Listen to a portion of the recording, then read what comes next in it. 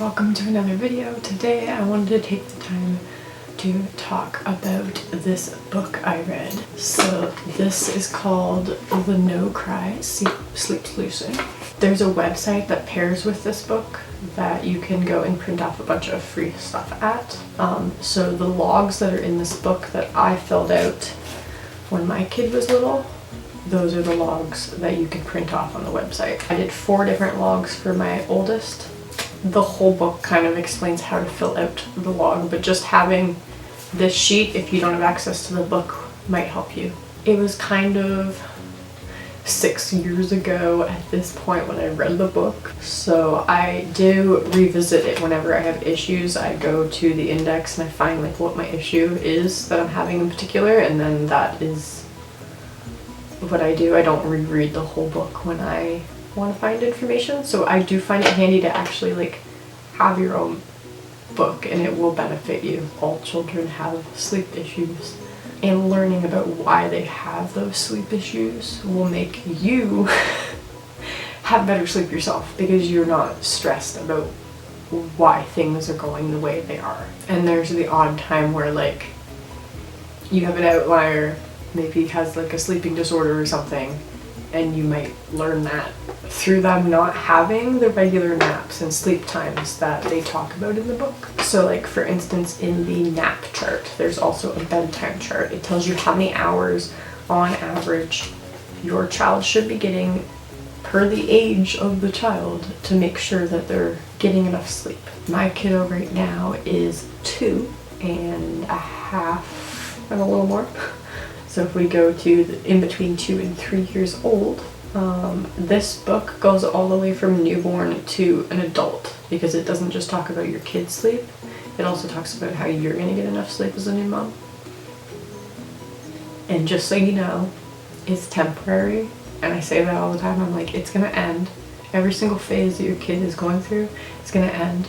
So if you're struggling right now, it's gonna end. Or you might need to get some help if it's a serious issue. And it might just not be like a growth phase. So in between 2 and 3 years old, it talks about how many naps that your kid should still be having. It says your kid should still be having 1 nap. My kiddo does still sometimes have 1 nap, but at times he will skip a nap. I always had the rule of don't let a nap go past 3 hours, because then it turns into a sleep. If it's under 3 hours, it's a nap. And then the total nighttime sleep is for in between 2 and 3 years old is the 11 to 12 hours of sleep. And as it says, if they don't have a nap or they have a longer nap, sometimes their hours of sleep are going to change that day. So it's on average. Obviously, if your routine changes and you're not sticking to your routine, things are going to change. I'm not sure if I can find a chart that kind of outlines all the main points of the book, because a lot of it is about the science behind sleep and like the circadian rhythm, and how your kid when they're first born doesn't have that, and they don't understand the sun coming up and the sun coming down, because when they're a baby they just wake up when they're hungry, and if you don't train them, then forever they're gonna have sleep issues, because they're not gonna know this is when I'm supposed to be sleeping and resting and letting my body heal, and this is when I'm supposed to be awake, and this is when I'm supposed to be feeding my body and moving my body. They're very different things, and if you start like mixing them up, like I like the example of like dads like to like hype up the kids before bed.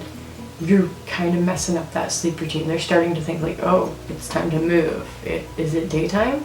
So there's other tips about like making it dark when it gets closer to bedtime. Start dimming the lights. If you got dimmers, dim the lights. If you don't got dimmers, start shutting off some lights. Turning off the screens, because the blue light is like the worst thing, and it will keep you awake even longer. But there's like a rule page where you just go through a little checklist, and you like, it's okay for my kid to wake up at night.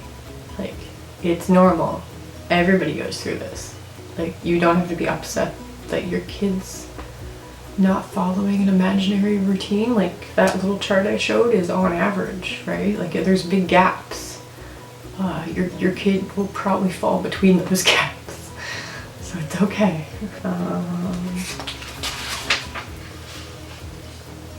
There's stuff about recognizing signs of sleep. It's like a science thing. When you have a kid, you start like learning how they communicate to you. Your kid's going to communicate differently than every other kid. You're going to know when they're tired. And then it talks about anything that you use to help them go to sleep, you will eventually have to remove. There's like a weaning phase for everything. So if you introduce a bottle, you have to wean them off a bottle. If they're breastfeeding, you gotta wean them off breastfeeding. If you give them a Soothie, you have to wean them off the Soothie. Give them a stuffed animal, eventually they'll have to wean off the stuffed animal. So there's a whole checklist on a safe sleeping environment. And I actually want to read it out because they know that parents are going to want to try to do the co-sleeping thing, but they want to give you safe guidelines to make sure you're doing it so that your kid doesn't end up suffocating. I mean, you already heard these rules from your family doctor, but flat sleeping surface unless your doctor tells you otherwise, and that's because you want to make sure that they stay on their back, again unless your doctor specified otherwise. My doctor recommended for the first 6 months to have the baby sleep in the same room as you. This book says for the first 6 to 12 months. I know it varies, like, and that's so you can actually hear them. Like, you can hear them if they're snoring, you can hear them if they have irregularities in their breathing, because all that's really important. They're a new person in this world. You gotta make sure they're breathing okay at night because you're responsible for them now, not the hospital.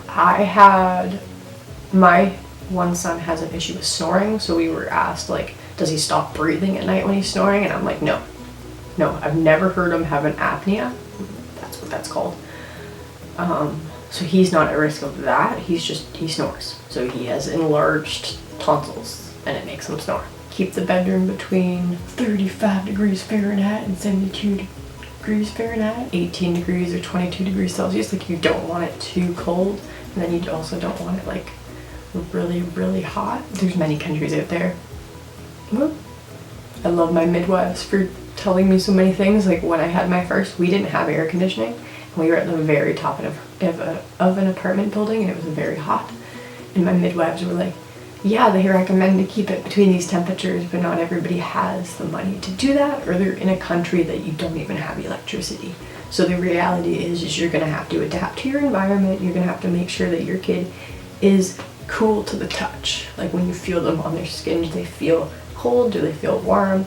And then what are you wearing? If you're wearing a coat, you probably want to dress your kid in a coat when you go outside, you know, that kind of thing. Smoking increases the risks for SIDS, even if it's like on your clothes. Like I said, pillows and blankets, you don't need, they'll just like get stuck in them, and then suffocation risk. Hold off on using a pillow until your kid is at least 18 months old, because a pillow is very cushiony and soft and it's not firm like a mattress. Everybody's into these sleepers. I am not, for the reason that they're considered like an oversized sleepwear, and I feel like there's risk of entanglement, even though I don't know if that's been proven yet, but everything gets recalled eventually, guys.